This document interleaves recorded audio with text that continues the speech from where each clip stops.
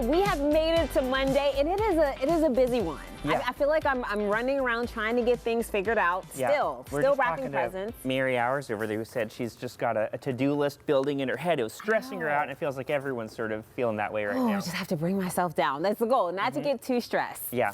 All right, well, we are going to have a lot of fun today. We are playing trivia. It's called New Year, New Moves, the Pittsburgh Pop Culture Quiz. Yeah, we're going to test our knowledge of some big events that have happened. Yeah, I think we're going to do really well at this. I actually think I'm going to do poorly. That's my prediction, but we'll see. I don't think so. Could we work together? I don't know. I don't know. I think we could. But yeah, some big events that have happened here in Pittsburgh and on our show. Yeah. So, you know, if we just paid attention to our show, we're going to do really well. Yeah, and so you don't seem too convinced.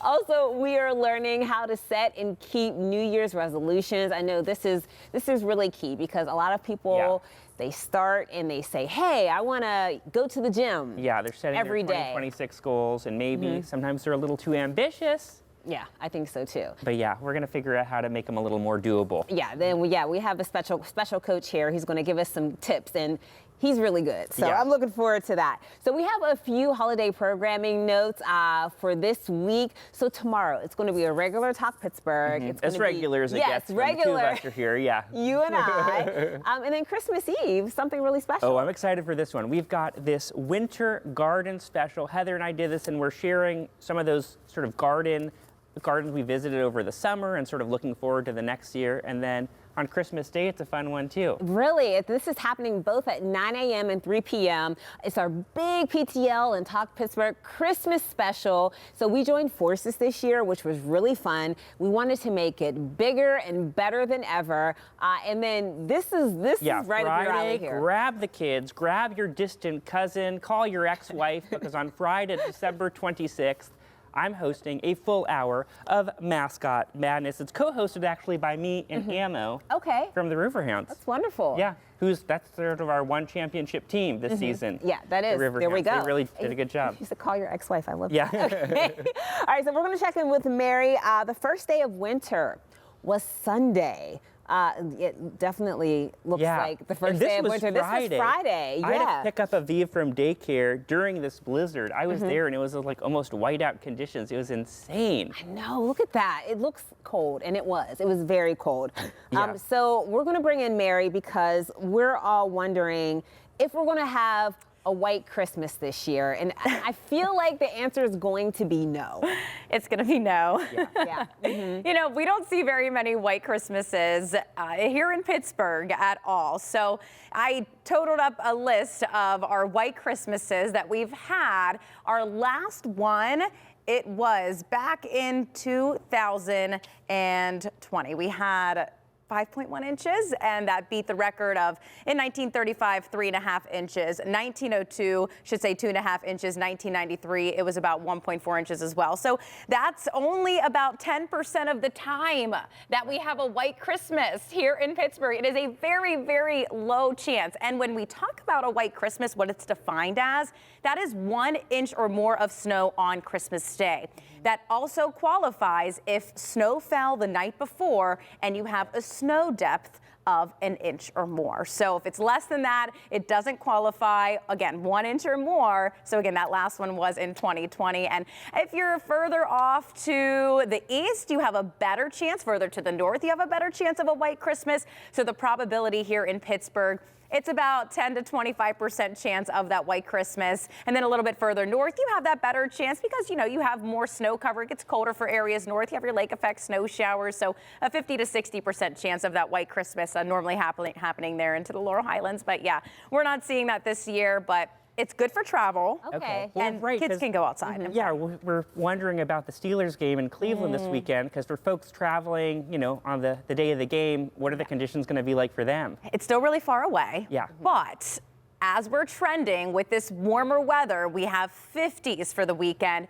We're still looking to hold on to those upper 40s, but as those temperatures drop during the day, we'll have a little bit of some rain and snow showers possible, but honestly, that's not going to stop anyone to travel to see the Steelers game, right? Well, of course not. Thanks so much, Mary. Yeah, no problem. All right. I was looking for a white Christmas, but it's not happening clearly. All right. Well, speaking of the Steelers, their game yesterday ended with a bit of controversy. They were on the road in Detroit, and the Steelers were up by 5, but the Lions were driving and had a chance for the win. Did you watch the game? I did not. But I heard there was some controversy. I guess the final play was upended by an offensive penalty, so the Steelers held on. Yeah, so earlier today, Chris Hoke, he was on PTO. I had a chance to talk with him. He was so much fun.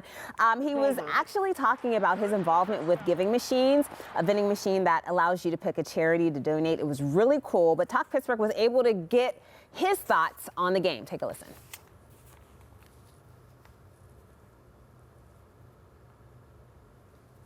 It was incredible because the whole fourth quarter was back and forth. It was like a track meet. And so when I was sitting there watching it with Bob Pompiani, actually, and we were watching it, and we were so confused. We didn't know what was happening. The refs were kind of confused. They were talking to New York on their headset there. And when they announced that the Lions scored, but it wasn't going to count because of the offensive pass interference, we were elated. We were so excited because it kept the Steelers in the hunt.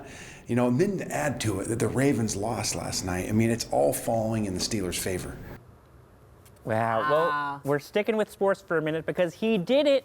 Sidney Crosby has now passed Mario Lemieux for most points of all time in the Penguins franchise history. Mario had this message for Sid. Take a look. Hey, Sid, congratulations on passing me with 1,724 points. I knew when we played together in 2005 that you were going to be a very special player and accomplish a lot of great things in your career. Here we are 20 years later. You are now one of the best to ever play the game. And again, congratulations. Well done, my friend. Gosh, what a sweet message. An honor. Crosby scored 2 points in the Pens' 4-3 win in a shootout against the Montreal Canadiens. With the win, the Penguins also ended an 8-game losing streak. I was lucky enough to witness one of those losing games. Yeah. Last week, that's sort of my annual. I go to one Pens game a year. And they lost? And I was sad. But I'm glad that the losing streak's over. They're now headed to Toronto for a matchup with the Maple Leafs. Puck drops at 4 p.m. tomorrow. Way to go. Congratulations. Yeah. All right. Another shining attraction in Pittsburgh, of course, is the Duquesne Incline. Love that one. Yeah, love that one. I'm inclined to like it. Of course you are. So the city paper recently, they talked about the history of the incline. So go back to the 1800s. If you lived on Mount Washington, or what was called Coal Hill at the time, and you wanted to go anywhere, you had a 45-minute hike down the hill. I know Can that's you supposed to sound imagine that? bad, but to me, I'm like, oh, that'd be cool if there was a 45-minute trail up Mount Washington. Like the way back up? That would be tough. Well, like, it's a good leg workout. Better. I think it's great. All right. Well, I would like to take that trail. I wish it existed okay, still. right? Well, jump to 1877, enter the Duquesne Incline, and that solved that problem. So that cut the commute down to 10 minutes. 10 lazy minutes. 10 lazy minutes. Yeah. But really, you know this, Buzz. It's still city. I mean, it used to be home to several inclines all over the city, which was really cool. And now, of course, the Duquesne Incline, it's mainly a tourist attraction. But it's funny because we do know it does break down sometimes, not all the time, but it does happen. But what was interesting is they talked about how the gears and everything that makes the incline work, it's hundreds of years old and will probably outlive all of us. Yeah. If you think about it, right? It's a sturdy machine that they built over there. Yeah. So when you have people visiting Pittsburgh, do you take them on the incline? Oh yeah, Is that generally I do. okay. It's fun. I mean, you can, take one up and then walk across and take the other one down and get the full experience. Yeah, I've had a live shot there before with Tom. He works there. He's so much fun. Oh yeah. And he really gives an amazing tour and shows you all of the working pieces and everything that has to come together, and the wheels and the cranks. It's really cool. Yeah, I got to go in the gear room once, and it is crazy because there are these just massive, I don't even know, cogs, whatever they are, spinning, well-oiled machinery, and it does seem like, oh, this has been here a long time. Yes. Well, this is not related at all, but one time they let me go under Noah's Ark at Kennywood. Yeah. And it's also this really old contraption, which is probably also 100 years similar, old and just sort of like cranking and pumping away, and it's this crazy old mechanical thing that's making that whole structure tilt like that. That's really cool. You get to see the behind the scenes of so many cool things. Yeah, so people are wondering, there are 100-year-old cogs behind this couch too if you look back there. Check Yeah, that's how they these puppets are operational. how We're it both works. very We really are. yeah, We're not real. very high-tech animatronic figures here. Right. Well, you know what? I think probably walking up Mount Washington would stress anyone out, except you. Yeah. It probably would stress me out just a little bit, even though I love to hike. But it turns out that one of the biggest causes of hair turning gray is stress. Yeah. Did you know that? Well, it's interesting. I feel like I recently saw a photo of me pre-pandemic, and I was like, wow, I look a lot younger. And I Yes. think the stress of that year. Well, you notice like any time a president, like their first year, they look Right, great. And then right. by the end of their term, They're so great. they're stressed out. Yeah, it's well, there true. was a study from Columbia University, and it shows that stress causes hair to lose color.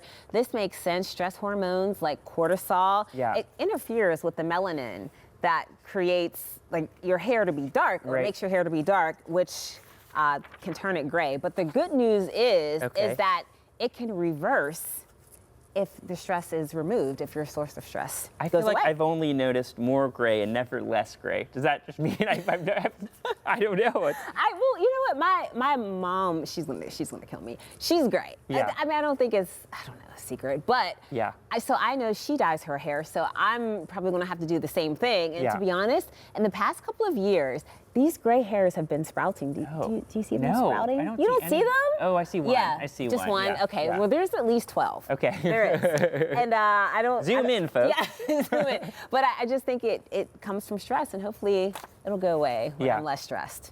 When are we going to be less stressed? Let's be honest. When Yeah. are we going to be less I don't stressed? know. I don't think ever. All right. Well, you know what? There are certain things that I think that we all love, and no matter how old we are, Yeah. we won't give up. I think I Yes. can name quite a few. Okay. So according to this little girl, if you are 40 years old and older, this needs to go. Uh-oh. If you're 40, 50 years old, drinking Mountain Dew, like, no, that's childish. What's childish about That's it? childish. So what, if you 40, 50, what you supposed to drink?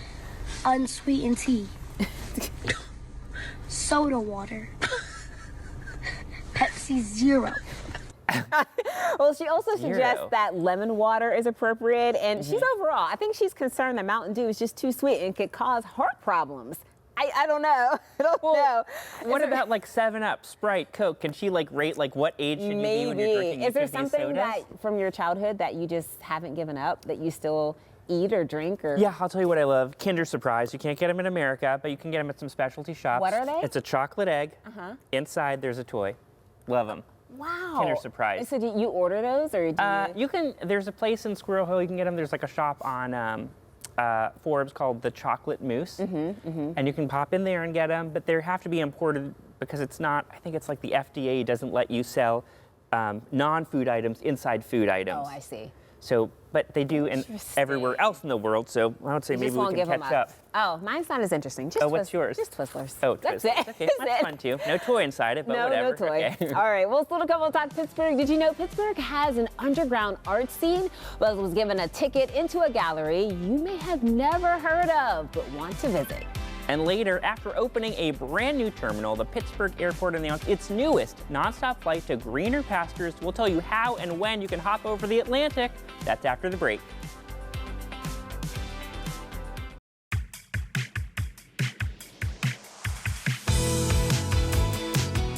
So a few weeks ago, I discovered this book that's all about Pittsburgh's avant-garde art scene, and I was immediately intrigued. So I headed to a unique space in the Garfield neighborhood to learn more. Take a look.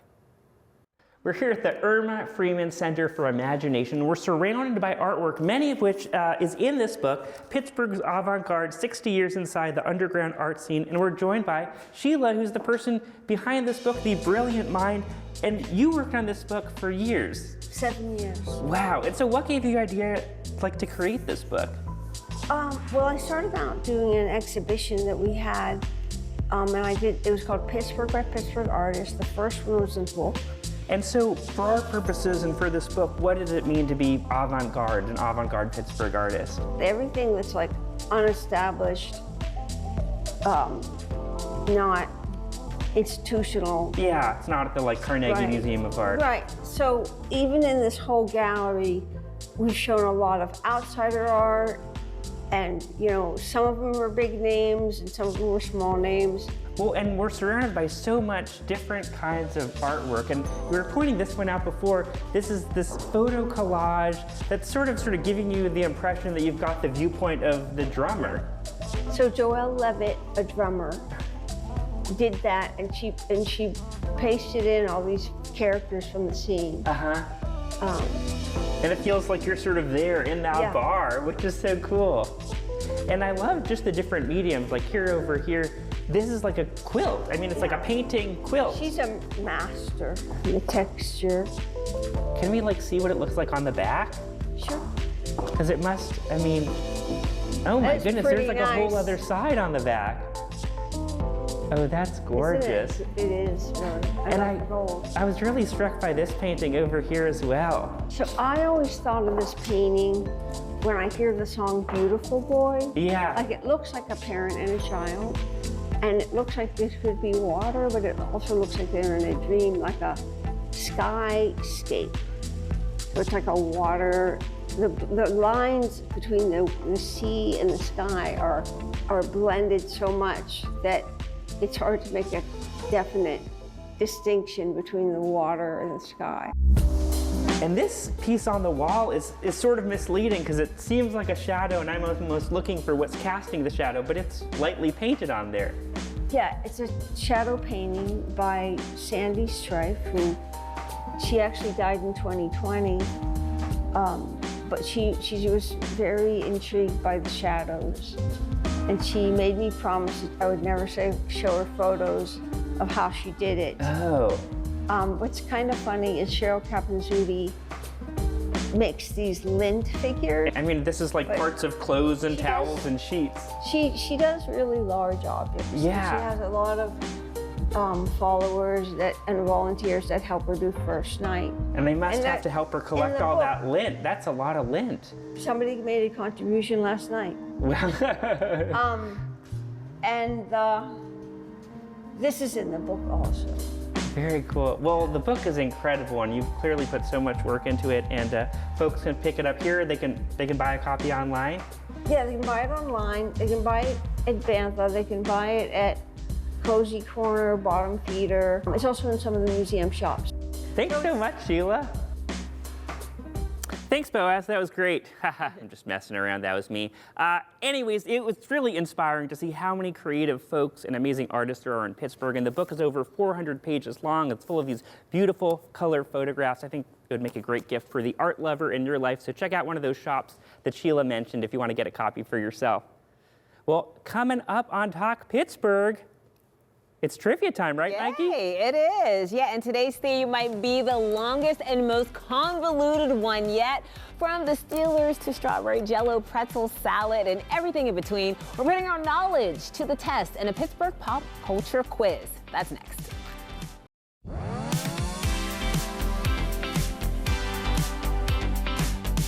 The presents are wrapped, right?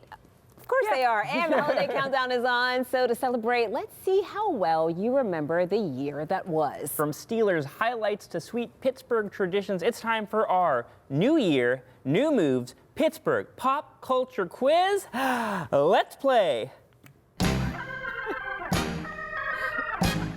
New Year, New Moves Pittsburgh Pop Culture Quiz. Yeah, that was good. Those are our producers, Brittany and That is Monte. They great. put that together. Yeah, Yeah. you know, they worked with a team at Pixar to put that together. I can tell. I can tell. Pretty fancy. So all the questions have to do with Pittsburgh. Some are specific to our show, and we have 3 categories: New Year, New Moves, and Pop Culture. So you're going to ask me the first question, but really you're asking the both of us. You're just going to take the first question. Oh, we can answer together. Yeah. Okay, good. Okay. Question number 1. This is New Year. Which high-profile sporting event is coming to Pittsburgh in the spring? I wish we had a buzzer. Yeah. The NFL draft. Oh, I was going to say the National Thumb Wrestling Competition. No, of course it's the NFL draft. yeah. I must have been sleeping under a I pile of know. footballs all year. I think everyone knows this. The thumb wrestling competition. That would be fun. Yeah, I know. I'm just Maybe making next stuff year. up. Yeah, I can organize that. Okay, so question number 2, new moves. Okay. Which Hollywood couple traded LA life for a new home in Mount Lebanon? with one star even shoveling 2.5 hours of snow on their first Pittsburgh morning. Joe Manganiello. Yeah, I never know how to say his last name. Manganiello. And his fiance, Caitlin. Yeah. Yes. Who's from the area. Also from the area, yes. Uniontown. Okay. All right. We're doing we're doing great. I don't know. Okay, question number 3, pop culture. What is the name of the long-awaited posthumous album Mac Miller released in January 2025? I have no idea. Circles? I want to say Circles. I'll go with Balloonerism. I don't know why. Yeah, you got it. Nailed it, Mikey. Great job. I don't even know what that means. Yeah. Balloons. Balloonerism. Okay. Assuming. There we go. Or maybe that was a balloonerism with, I don't know. Okay, question number 4. New Year. All right. Which event is making its debut at first night? Pittsburgh's downtown New Year's celebration. I know this because we just talked to I have no idea. Oh. Okay, I'll guess. I'm going to go with B, Battle of the Bands. Battle of the Bands. I'm going to go with what Mikey said. Battle of the Bands. Oh, yes! Great job! That's going to be a lot of fun. Okay, High five. Amazing. All right, question number 5. We're back to move-in. Which growing social media platform did Pittsburghers and people across the country download the most this year? Oh, I don't know. Was it something about is it a burger spot? Like a... Which social media platform? No, it's like, I mean, wouldn't it be like TikTok or something like that? Wait. Is that the question? Yeah. Which guy? Which social media platform? I don't know, TikTok. What platform? Oh, I read that wrong. Oh. Okay, let's go with TikTok. TikTok. Yeah. Threads. Oh, really? Oh, I didn't know anyone used Threads. Yeah, I thought they were just supposed to ignore it. Where are these people? Okay, I didn't know that. Question number 6, pop culture. Which Pittsburgh social media personality teamed up with comedian Charlie Behrens to create a viral video about Aaron Rodgers? This Pittsburgh is easy. Dad. Pittsburgh Dad. Yeah, of we know course. this. That makes sense. He's so funny. Yeah, you know where they released it? Threads. No, I don't think. All right, I don't know. Question 7. New Year, starting this spring. Which international city will Pittsburghers be able to fly to non-stop? Oh, you and I were just talking about this. Yeah, Dublin. Yeah, that's exciting. I am pumped. Yeah, I hope they put us on the first flight. Ding, ding. That's ding, right. ding, ding, ding. Yeah, they're giving us a ding, ding. Oh, ding, that ding, was ding. correct. Oh, that's good. Okay, we got it right. Thank you, producers. Okay. Let's see. New moves. Okay. Quarterback Aaron Rodgers joined the Steelers this year. He has 1 Super Bowl ring. Which team did he defeat to win it? Oh, boy. I know this. You do? I think it was the Steelers. Oh, really? Yeah. Because I remember hearing people talk about this. Oh. Yeah, I was just overhearing a conversation. Yeah. I said, oh my gosh, that's you're cool. right. Oh, there we go. Ding, ding, ding. Oh boy, we're doing pretty well. We are doing well. Yeah. Thanks to you. We make a good team. I don't know if I'm contributing much, but I'm here. I'm just here for the eye candy. So, which classic Pittsburgh dessert did social media content creator B. Dylan Hollis try on our show? This one I do remember. Yes, it was the strawberry pretzel salad. Yay! Yeah, ding, ding, ding. And he loved it. Yeah, he did. Of course he did. You know, he's eating it on TV. Doesn't he have to say he loves it? All right, Yeah. we're here on Talk There he is trying yeah. it. Look, you can tell, like he's trying it like a pro. He's really, giving a thoughtful response review as he does it. Okay, we got one more question. Which basketball superstar shared this tweet in 2025? Remind me to never play at Oakmont Country Club, guys. Oh my God, I would be 100 plus. Oh boy, I have no idea. I don't know. Which basketball superstar? I don't watch basketball. I don't know. Let's just pick somebody. Oh, LeBron James. LeBron James. Okay. Gosh, you were close. I was gonna think about LeBron. I was going to do eeny, meeny, miny, mo. Yeah. Okay. Yeah. All right. So I guess that we're done with that. That was fun. We did pretty well. Great job, Boaz. Except for that last one. Sorry, LeBron. You're watching. If you want to travel more in 2026, look no further than the Pittsburgh Airport's newest nonstop destination. We'll tell you when you can take off to Dublin and which other countries are just one flight away from the Steel City. Talk Pittsburgh. We'll be right back.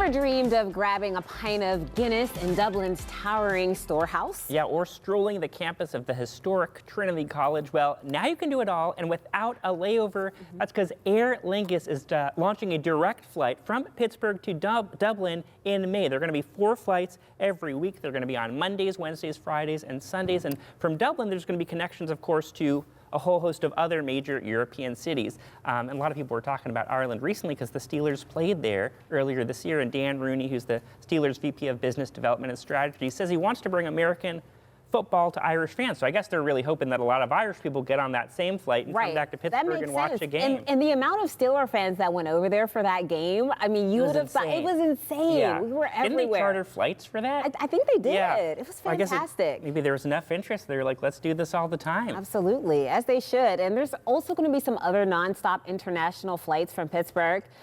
We have these London. ones are already flying. Oh, they're already flying. Okay, Yeah. London, Cancun, Toronto, and Montreal. Punta Cana. Is it Punta Cana or Punta Cana?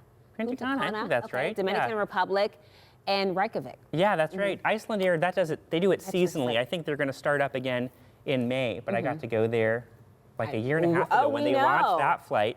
And see the geysers. And it is crazy. I mean, it makes such a big difference being able to hop on a direct flight because in like 5.5 hours, how long was it? 5.5 in hours, Iceland. yeah. And I don't know how long that flight is to Dublin, but I imagine not more than an hour or so more. I mean, you look like you were having the time of your life. It was there. thrilling. That's amazing. It was really fun, and it was like light pretty much all day long already in May, which was crazy. And just, it's the land of fire and ice, and they call it that for a reason. I would love just a nonstop direct flight to maybe, let's see, where would I go? Maybe Jamaica? That would be amazing. That sounds we great. We had the best time in Jamaica.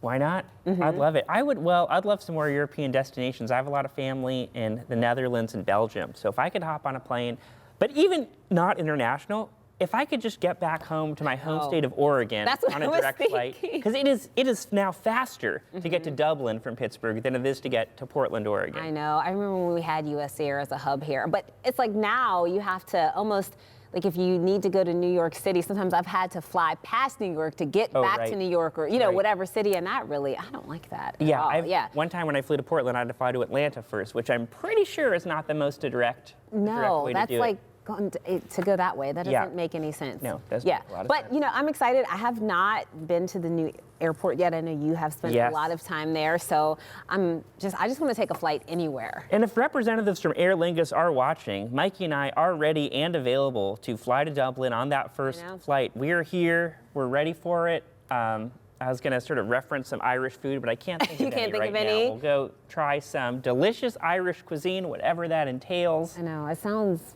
like we should go together. Yeah, we'll drink a Guinness. We'll traipse along the countryside and do other Irish activities. You get it. Sounds like a blast. Yeah. All right. Well, still to come on Talk Pittsburgh, maybe travel is on your 2026 itinerary, or maybe you just want to get up and get moving. Find out how to build fitness goals that move with you, not against you. But will the weather be working with us this holiday week? Mary Hours has the answer. Hi, Mary. Hey, it's not looking too bad if you're a fan of not having a white Christmas. We could see a few flakes flying around later this evening and a mix overnight, but it shouldn't be a big impact if you have any last-minute things you need to get done. And I have your forecast by the hours coming up in just a little bit.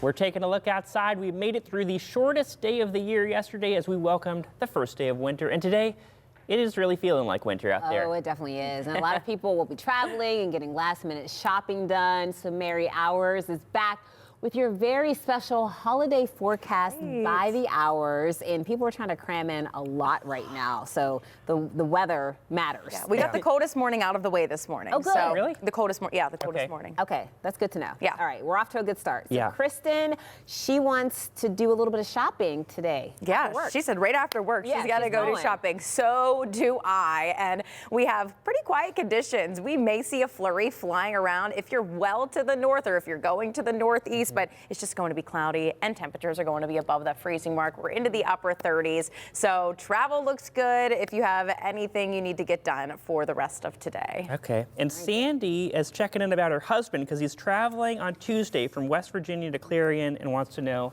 how those road conditions are going to be. All right, so this one, it depends what time you want to leave. So I'll tell you when the best time is to leave. All right, so here's our future cast. And when we're looking at Clarion, I circled it with the red circle at the top. So overnight, we'll have a little bit of a mix for some spots. So this is about 3 o'clock in the morning.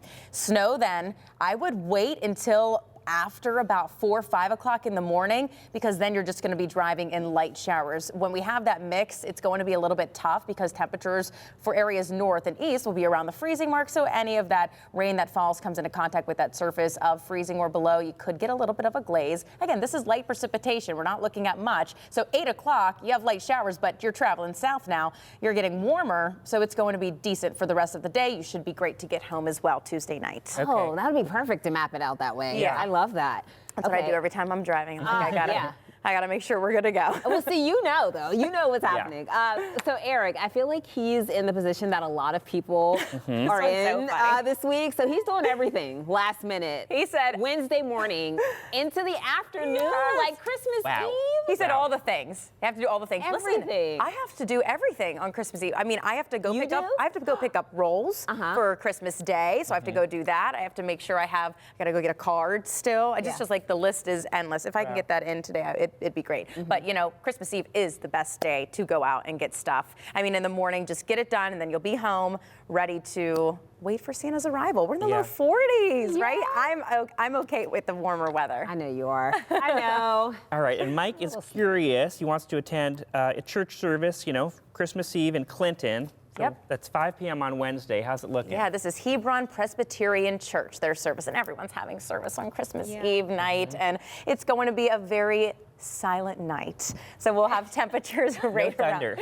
No thunder. 40 degrees there around even 7 o'clock, and we're still into the upper 30s, so it'll be mild, and then we have some showers around for Christmas Day. Now, Mary, here's something I want to talk about. We say winter started yesterday, but you're all about meteorological winter. We're already 20 days into meteorological winter. We are. It's December 1st, meteorological. So today is actually the first, I guess, full day of astronomical. So the summer solstice, obviously, but so astronomical versus meteorological. I like meteorological because we're also getting, you know, the data that we need. Yeah. But you know, astronomical is wonderful too because now we get longer days after this. Yeah. Oh, long daylight. So yeah, your Christmas forecast too. I do want to give you your Christmas Day forecast. Okay. So I have my graphic. They started to pull it up, but yes, it's going to be very nice. I know we're going to be in the low 50s, so a wet and warm Christmas, some scattered showers around.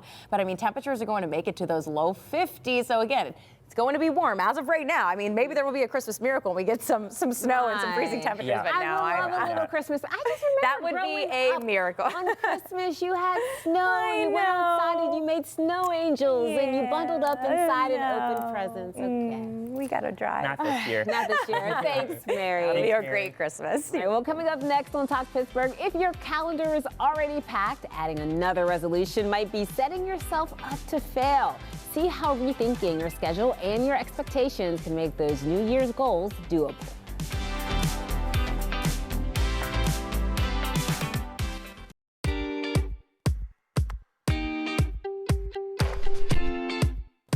Starting and quitting dry January, saying you're going to eat healthier, but McDonald's fries have you in a chokehold. There's a reason why you constantly fail your New Year's resolutions. And it's not because you're lazy. Daniel Hill of House Call Personal Training is here with a smarter approach to setting goals that actually stick. So many folks are setting these New Year's resolutions and they don't work out. Why does that always happen?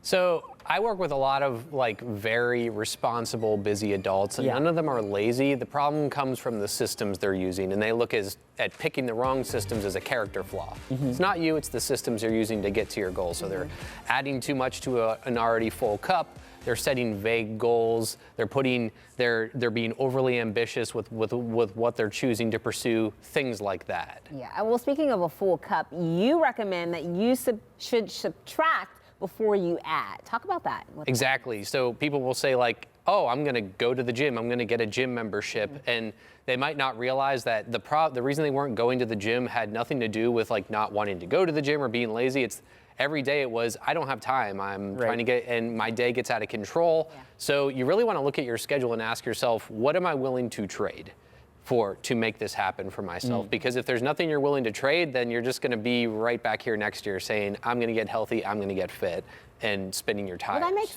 sense because there's only but so much time in the day, and if you don't have a slot available for it, you're not going to do it. Yeah. Exactly. And if you don't find that slot, you're never going to find that slot, right? Nope. Yeah. And you also encourage people to be specific. So don't just say like, well, I'm going to get fit this year. You should sort of take a different approach. Exactly. So what people make the mistake of saying, exactly to your point, I want to get fit, but what does fit look like to you? Yeah. And the best place to start is, what's the hardest part of my day physically? What is walking upstairs hard? If I'm an older person, do I wish I could get onto the floor and play with my grandchildren?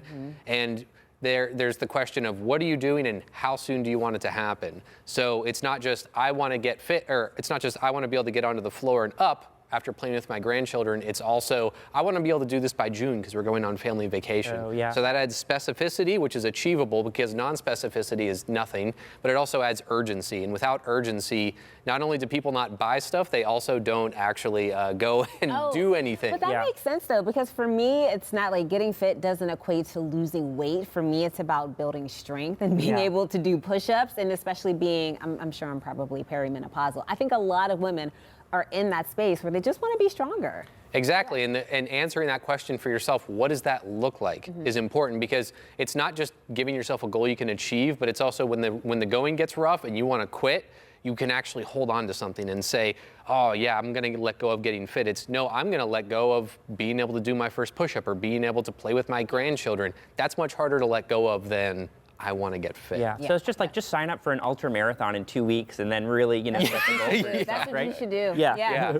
Well, I know you have one tip that's for people to sort of ease into working out.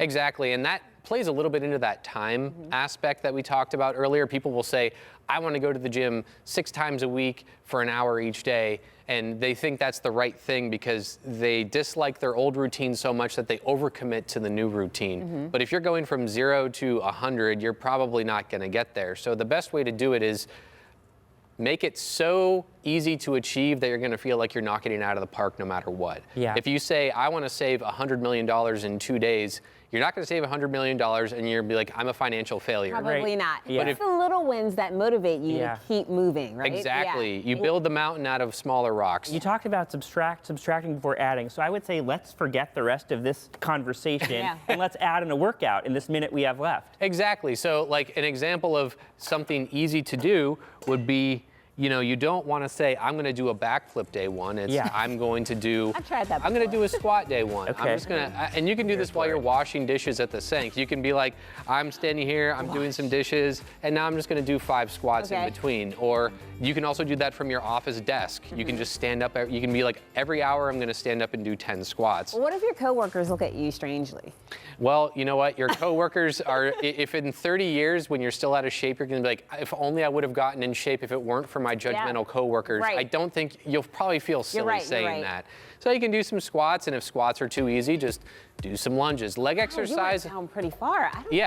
And you don't have to get remember what we talked about, start small. So if you only feel comfortable going halfway, just go halfway, because guess what? Something's better than nothing in this racket, especially when you're getting started. So don't let anyone get in your way. I'm having fun. There you go. And he's going forward. That's even harder than going backwards. So the leg exercises are great because you burn a lot of calories, work very large muscles, get stronger very quickly. Oh, well, thanks, Dave. This has been fun. Yeah. You learned a lot and got a good workout. I'm still going. Well, he's still going. All right. You can learn more about House Call personal training. We'll have a link for you on our website. Your head is just going down.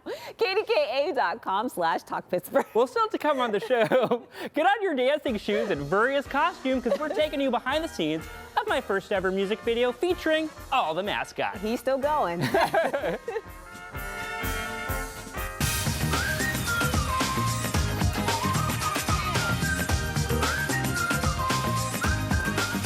The Pittsburgh area is home to hundreds of mascots, and I've met a lot of them over the last few years. Yeah, you have. And today we're bringing back one of Boaz's biggest projects yet, an all mascot, all polka, all Pittsburgh music video.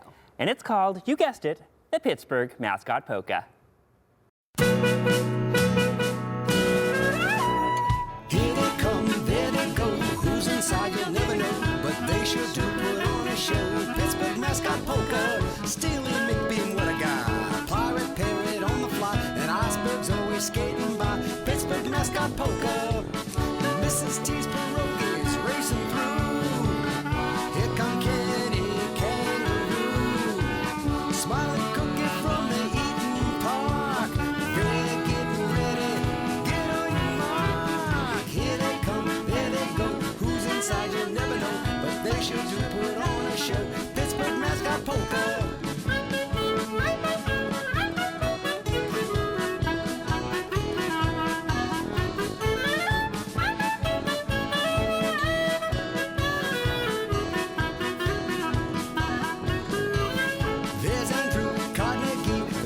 From the library where you can take out books for free. Pittsburgh mascot polka. They may be feathered or furred. Their message is loudly heard. Be it panda, cat, or bird. Their actions speak louder than words. Here they come, there they go. Who's inside you'll never know, but they sure do put on a show. Pittsburgh mascot polka. And at this point, you may find yourself wondering, how does something like this get made? Where did the idea come from? Yeah. Well, I'm glad you asked, because we made a short documentary to explain everything. So I was watching this documentary about the recording of We Are the World, you know, when they brought that musical supergroup together in the mid-1980s, and it got me thinking, we should do something like that, except have it be for all the Pittsburgh mascots, and have it be a polka song instead, and let's not have any kind of altruistic reasoning behind it. And so I decided to get to work. I called up the Polka Maniacs. It's always been a childhood dream of mine to write a polka song for mascots. It's kept me up nights.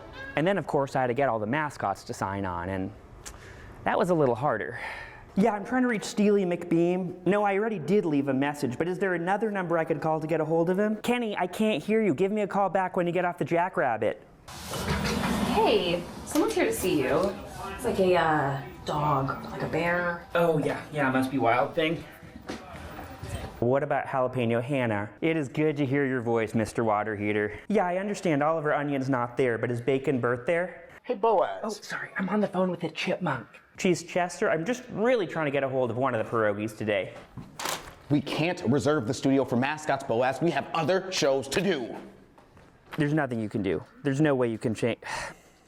Okay, fine. Litterbug can't make it.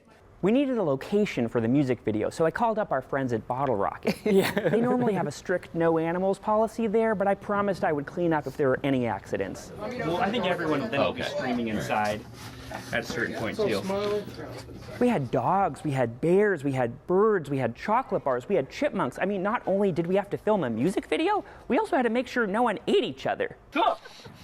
All right, I think that's perfect.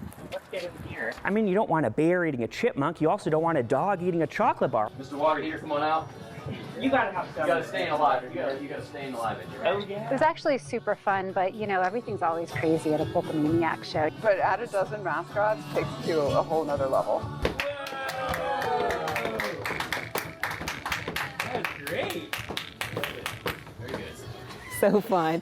Well, if you love Pittsburgh and you love mascots, gather the family around the TV this Friday, December 26th at 3 o'clock. We're airing an entire hour dedicated to the mascots of our city. That's right. I'm going to show you inside the Pitt Panthers lair. I'm going to introduce you to Andrew Carnegie's favorite library stacks, and also how ammo gets down into the splits. It's really something. So grab your kids, grab your grandkids, and watch Friday at 3 only here on KDKA. I was wondering about that. Don't go anywhere. We'll be right back with a look ahead at tomorrow's show.